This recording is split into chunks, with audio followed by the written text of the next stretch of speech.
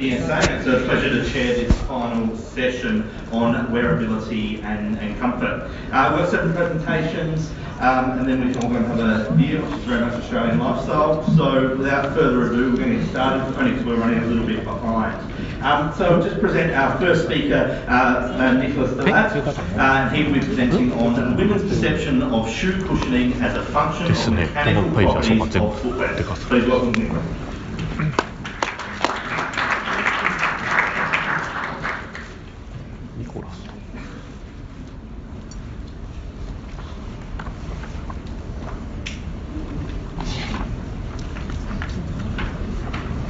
Thanks, and I'd like to introduce you to this study we ran in our labs in Decathlon Campus in France. As you probably know, studying footwear cushioning is not new, because footwear cushioning has been the focus of many studies for many years, as we saw this morning with Joe. We can have a look at what has been done before according to 3 approaches. The first approach could be biomechanics. This is where most of studies were done. We can find various methods and various results were reported, sometimes completed. 2 limitations could be that the mechanical characterization is not always the same between studies, and that meter hardness can be a limited parameter for the study of shoe cushioning. The second approach could be injury study. Here, most of the studies were retrospective, and only few were prospective studies, so the results regarding the influence of mechanical property on injury is still unclear. And the third approach could be perception. Here, only few studies were done with various methods and limited methods. And we decided to focus on this point for this study. When we look at what has been done before, we can find some studies reporting some good correlation between biomechanical or mechanical properties and shoe perception. However, the method was based on shoe prototype with extreme mechanical properties, so I would say quite unrealistic or facilitating condition to correlate. Other study, based on commercially available running shoe, pointed out the low perception ability of the participants and the fact that field tests could be unreliable to perform objective measures from the field. So at that point, we faced question about various methods and performance of the runners. So we look at other fields, for example, in food and cosmetics. And you can see as a French guy, I put a very strong cheese. And food and cosmetics usually use a sensory trend panel method because it enables to characterize complex sensory aspects of products.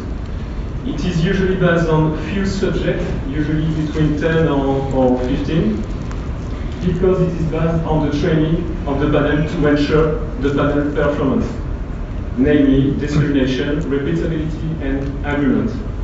So we also question whether this method can be useful in the assessment of the correlation between perception of cushioning and the mechanical properties of running shoes.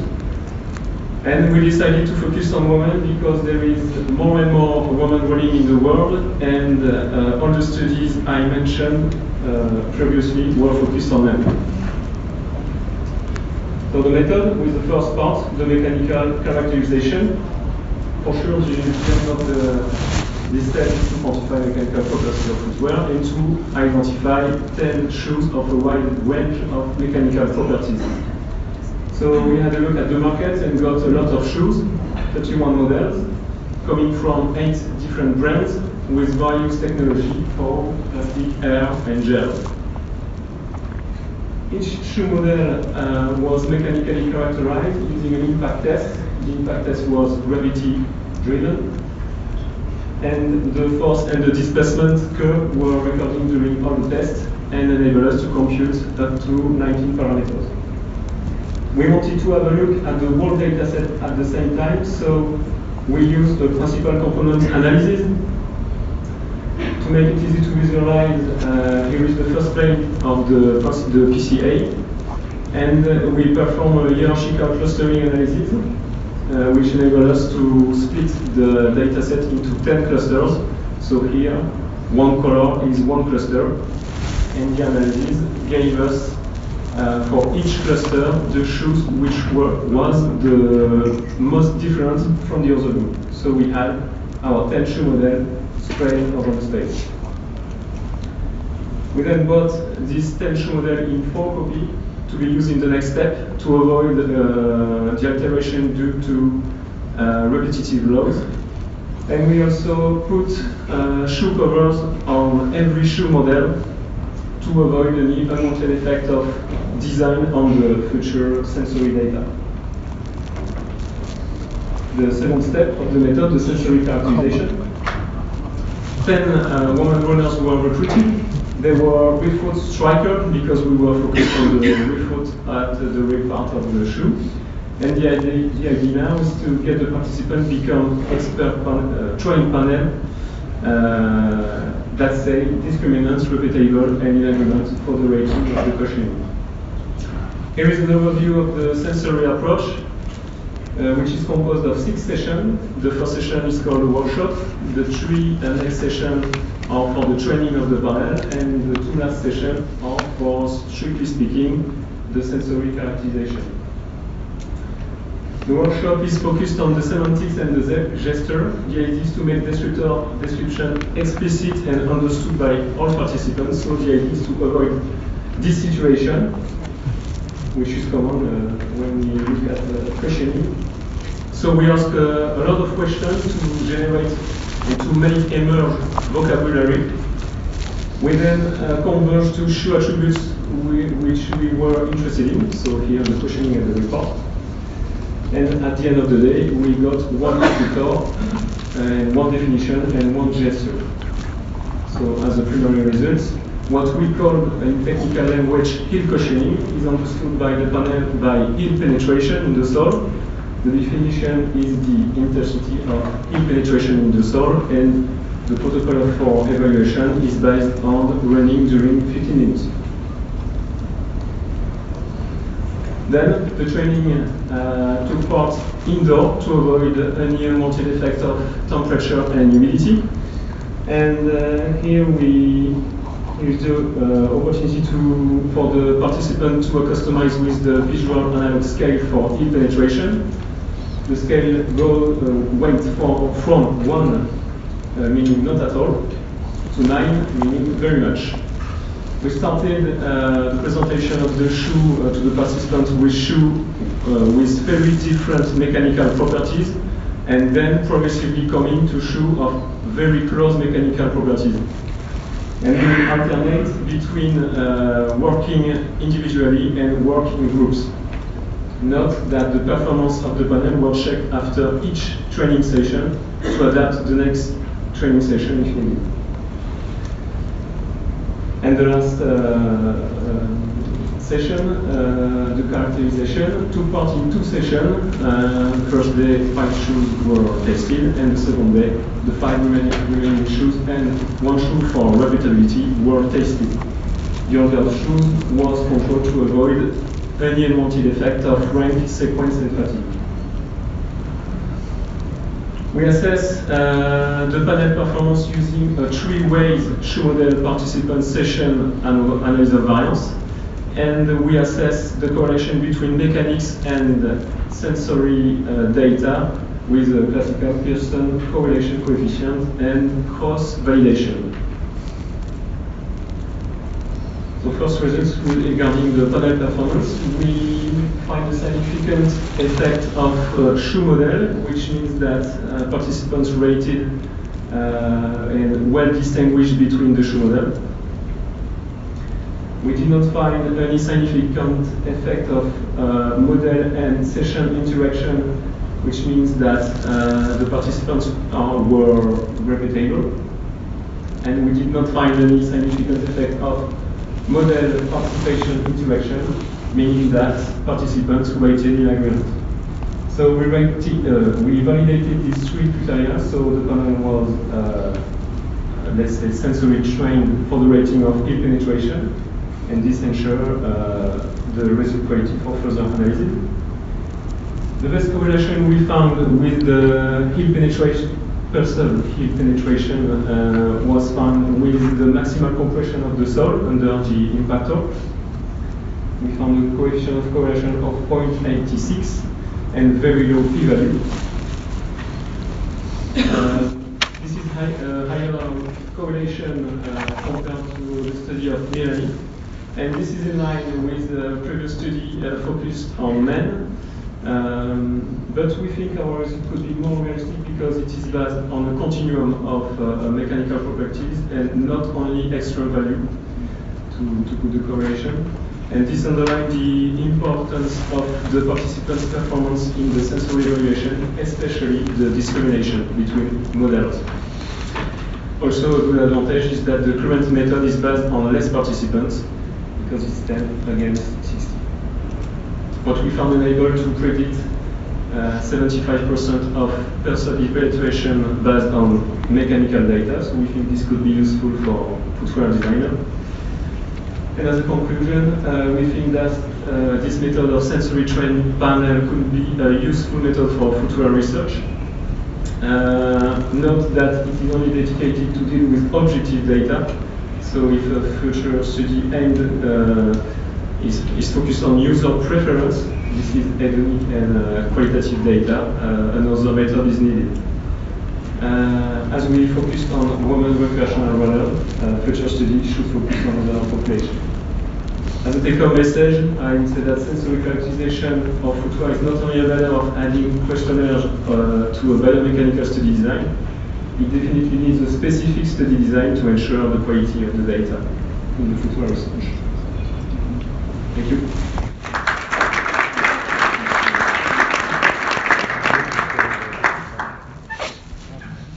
Thank you. Let's open the floor up, just a quick question or two.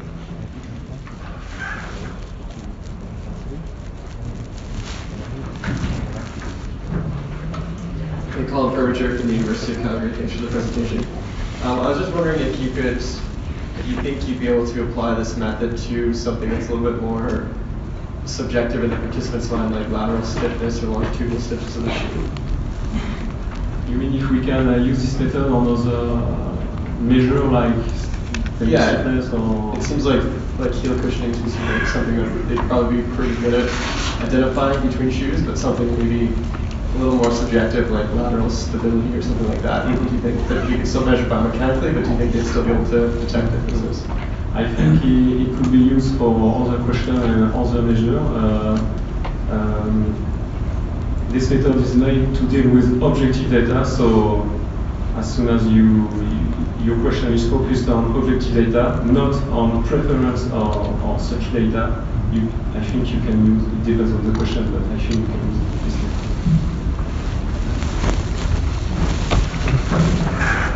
Any other quick questions? Just one quick one from me, because you tested a range of shoes there. How much of a difference is there between the shoes, and how do you know whether one is actually more optimal heel cushioning for an individual? Because that's the big ticket item here. Yeah, we did not focus on what is the optimal cushioning. There is just to be quantitative. About the range, for example, for stiffness, the stiffness of the tension model goes from single to double, so from 40 newtons per millimeter to 80, for example. Good, all thank you close again.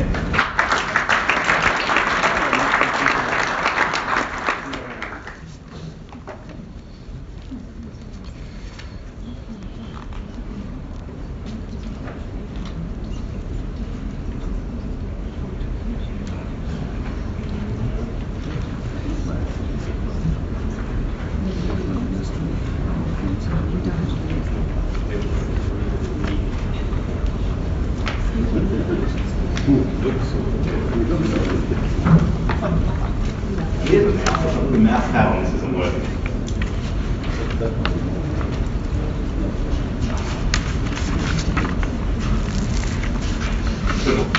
Right, so we're just going to welcome our second speaker for this session, Ewald Hennig, and he's going to be presenting a paper titled "Running Shoe Quality Perception of Runners Can Be Predicted from Biomechanical Variables." Please welcome Ewald.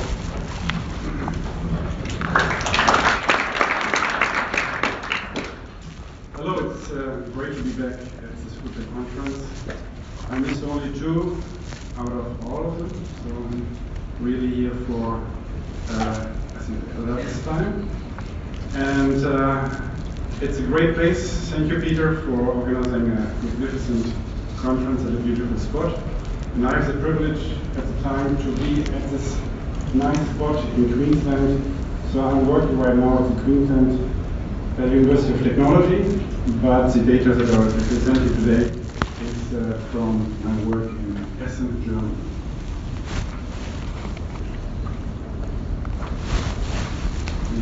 Does it work?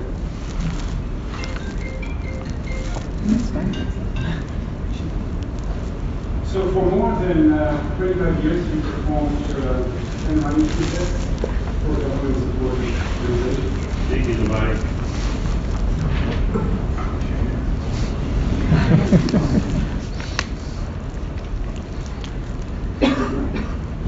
Okay. So for more than 25 years, we performed 10 running shoe tests for government-supported consumer product agency in Germany. And we had more than 200 shoe models between 1998 and 2015. Typically, these shoe tests were done with 20 to 30 experienced real-foot runners. They had to be able to run more than 50 kilometers a week. We would normally have 15 to 25 running shoe models.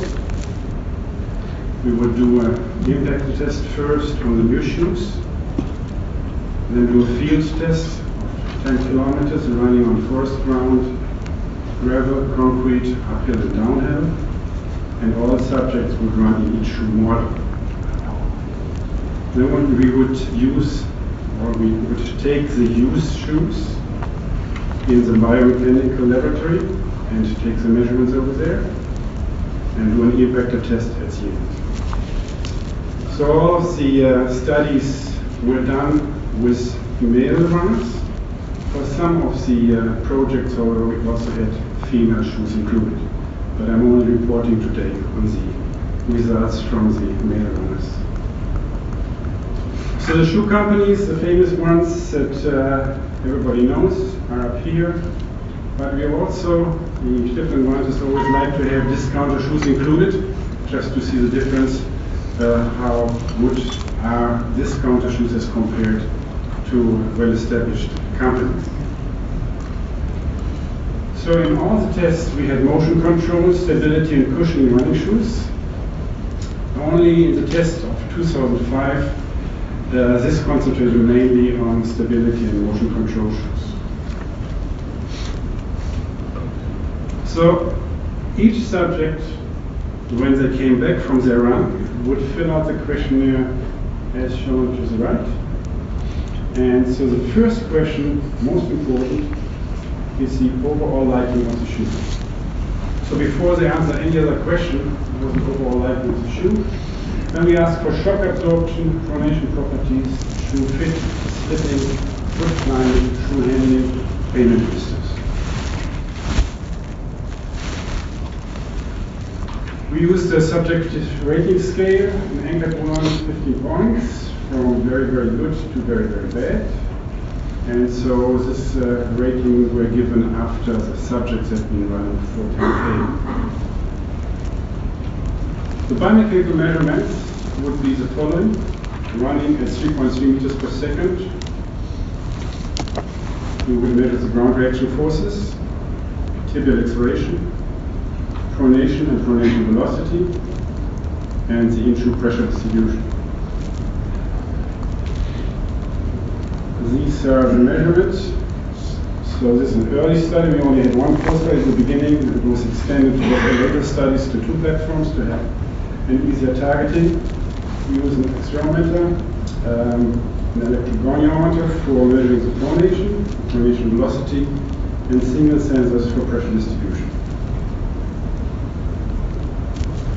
So what's happened between 1991 and 2009? First of all, maximum pronation in this case I have 57 shoe models in degrees.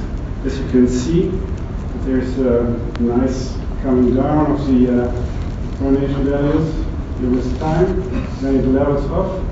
And as I was telling before, the 2005 test only had the motion control and stability shoes, so that's the reason why we have unusually low values here.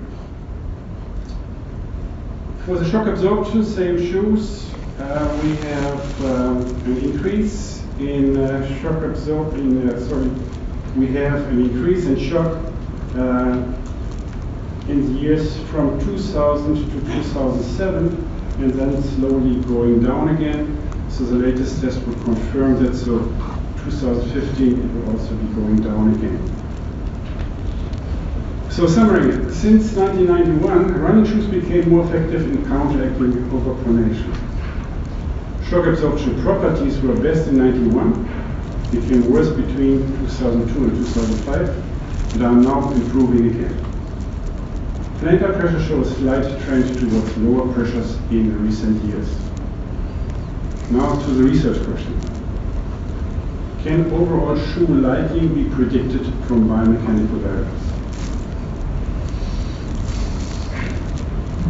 If we take our questionnaires and try to find out how do runners judge their shoe, and we have, as the first question, as I emphasized at the beginning, the overall liking was the first question at all.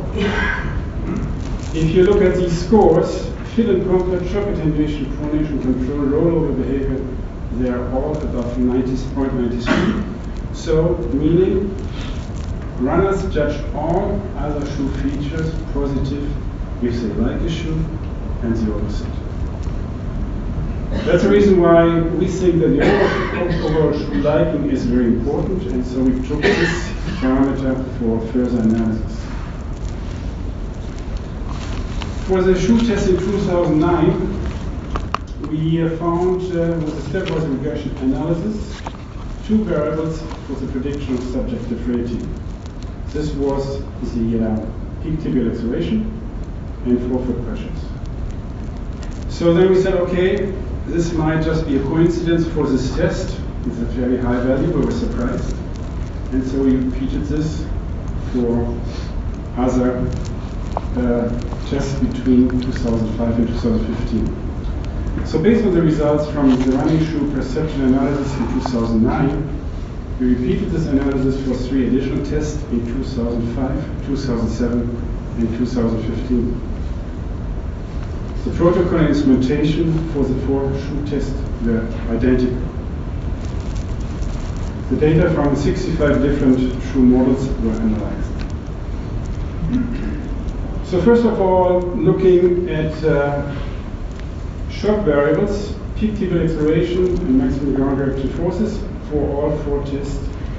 So there's a moderate correlation between overall liking and the shock-related values.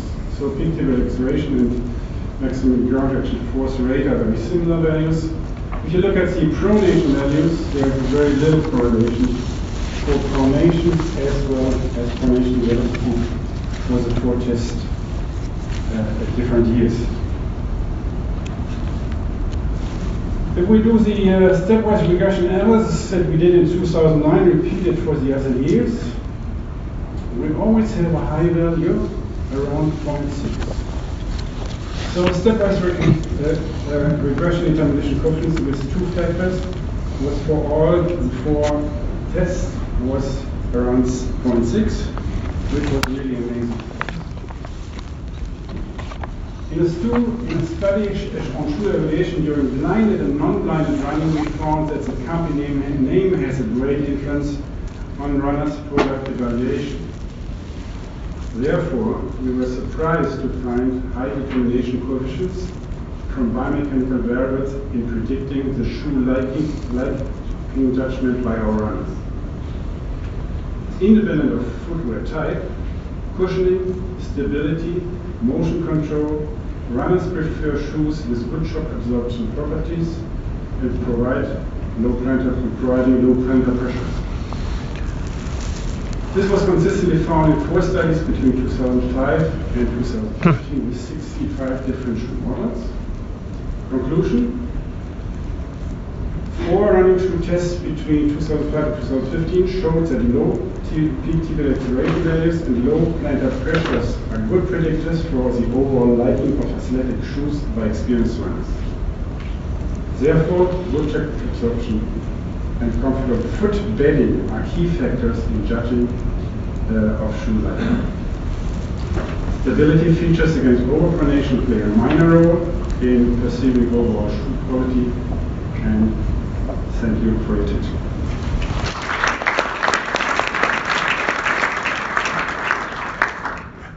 Open up the floor for questions for Ewald. Karen. Thanks, Ewald. Great presentation.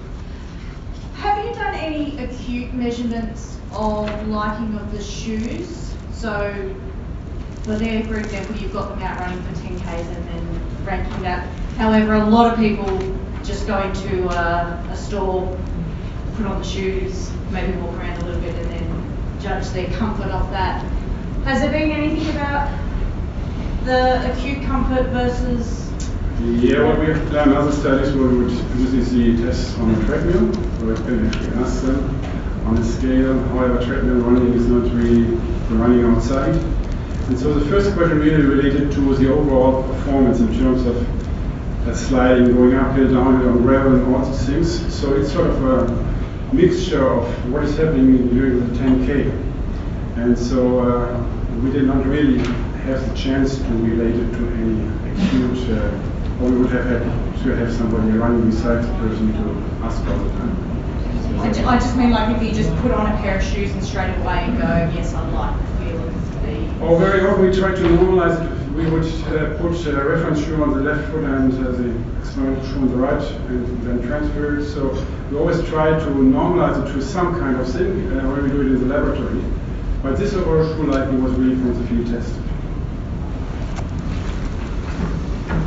Any other questions at all? Okay, for the lot of time, we might move on. Thank you again, Ewald.